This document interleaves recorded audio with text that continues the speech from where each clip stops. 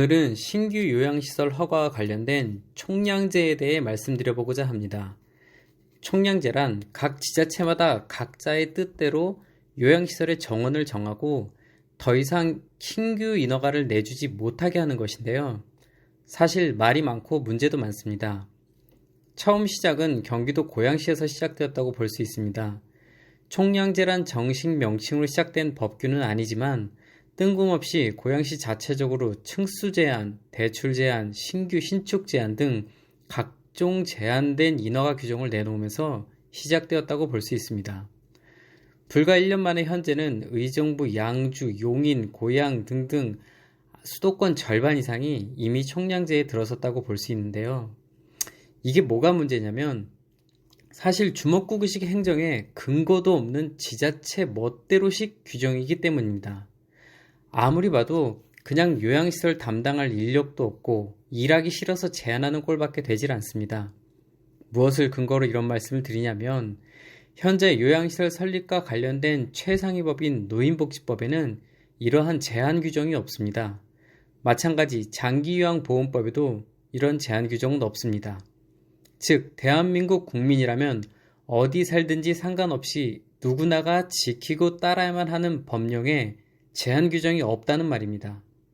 그런데 각 지자체 시군구가 그냥 딱 더 이상 안 내줄래 하고 정해버리면 그만이다? 이건 하위법이 상위법을 무시하는 위배 소지가 분명하기 때문에 논란이 많고 실제로 소송이 걸리기도 했습니다. 게다가 무슨 근거 제시가 없어요. 우리 시는 노인 인구가 몇 명이고 그중 장기 요양 인정자가 몇 명인데 시설은 몇 개라서 더는 필요 없다든지 하는 무슨 조사 내용에 따른 발표나 공지 등등 아무것도 없습니다. 그냥 지들 멋대로야. 총량제, 그 취지는 좋지요.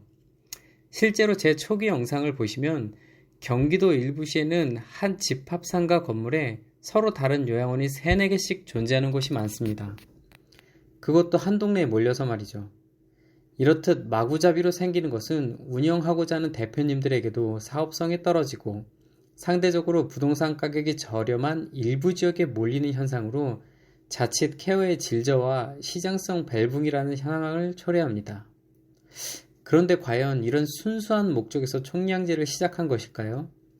상위법이 아무런 개정된 것도 없는데 지자체별로 서로 다른 규정을 입법하여 자기네 시에서는 안 된다? 근데 바로 옆 동네는 또 된다? 이런 식의 법이 과연 우리나라에 몇 개나 존재할까요? 여러분, 노인인구 피크 시대는 아직 시작도 안 되었습니다. 이제 10년 뒤면 체험하기 시작하고 20년 뒤면 성인 10명 중 6명이 노인에 해당됩니다. 인간의 의학기술로는 현재 치매, 뇌졸중, 파킨슨 등을 완치하거나 예방하는 방법이 없습니다.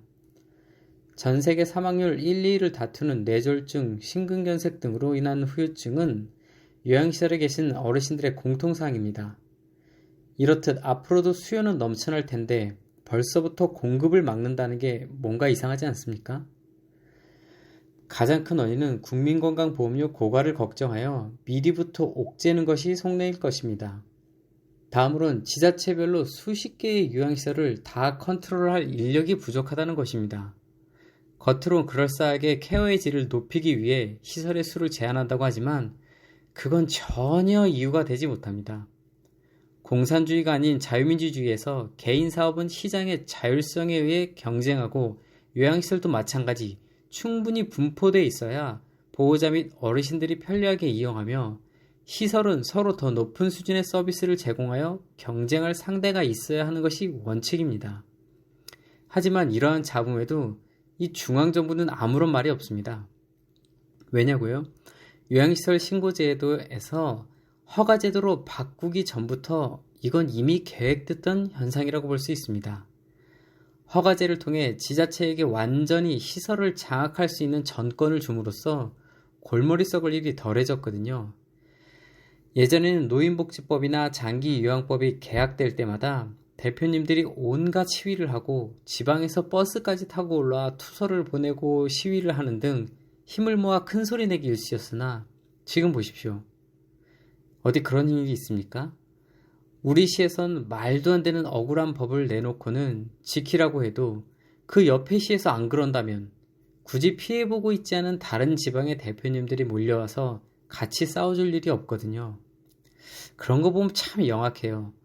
불과 2008년만 해도 요양원 주간보호센터는 필요한데 정부가 지어서 운영할 능력이 없으니 민간에게 좋은 사업이라고 꼬드겨서 잔뜩 차리게 만들고 충분히 자리 잡으니 법을 개정해서 사회복지시설 재무회계를 지키려느니 직원급여를 정해진 퍼센티지만큼 주라느니 무슨 공산주의 빼박으로 해나가고 있지 않습니까? 심지어 수시로 들이닥쳐 말도 안 되는 환수규정 등을 들먹여 줬던 돈의 몇 배를 뺏어갑니다. 환수금에 따라 현지 조사팀은 승진 및 인사점수에 활용해 먹는 게 현실이고요. 여러분, 이렇게 우리나라가 반쪽짜리 민주주의예요. 참 더럽죠. 자, 아무튼 조심하셔야 할 것은 이 총량제를 특별한 고지나 광고 없이 그냥 시청 홈페이지에 달랑 입법 예고 올리고선 날짜 되면 시행해버리고 있으니 신규 창업을 생각하고 계신 분들은 반드시 해당 지자체 노인복지과에 전화하셔서 미리 물어보셔야만 합니다. 또 어중간하게 이미 시작 단계에 들어서거나 부동산 매입을 하신 상태라면 빨리 확인 후 노유자 시설로 건축 용도 신청 허가가 완료돼 있어야만 합니다. 보통 몇 개월이 걸리는 공사기간 중 갑자기 총량제 제한을 걸어버리면 낭패지만 그 기준은 건축과의 노인요양시설을 목적으로 하는 노유자 시설 용도 변경이 신청되어 있는 시설까진 인정입니다. 그 뒤론 공사가 몇 개월이 걸리든 상관이 없고요. 반드시 부동산 매입 이전에 신규 시설 설립이 가능한지 확인하고 하셔야 돼요. 또 기존 시설 매매는 총량제에 해당이 되질 않습니다. 당연한 얘기겠지만요. 그리고 총량제에 이미 걸려있는 지역이라 할지라도 기존 시설 중 폐업을 하게 되면 그 폐업한 인가수만큼의 신규 시설이 가능해집니다. 자, 총량제가 본격적으로 시작된 지금 의외로 요양시설들이 매물로 엄청 쏟아져 나왔어요. 제가 보기엔 이건 좀 성급하다고 생각되는데요. 시설이 귀해졌으니 엄청 몸값이 오르겠구나 라고 생각하는 원장님들이 많은데 그건 아직 시기상조입니다. 분명 1년 안에 수도권 90%가 총량제에 묶이고 노인 이용자 수 급증에 따르면 시설 몸값이 올라가는 때는 옵니다. 그러나 최근 코로나가 너무 심해 거래가 메마르고 물건이 많이 나와 오히려 더 거래가 어렵다는 걸 알아두시고요. 이럴 때일수록 운영하고 계신 시설을 더 잘 붙잡고 있는 게 결국 가까운 미래에 더 큰 도움이 되실 겁니다. 그럼 시설을 준비하시는 분이나 이미 하고 계신 분들 모두 파이팅 하시고요. 항상 건강하시길 바라며 오늘 영상 마치겠습니다. 감사합니다.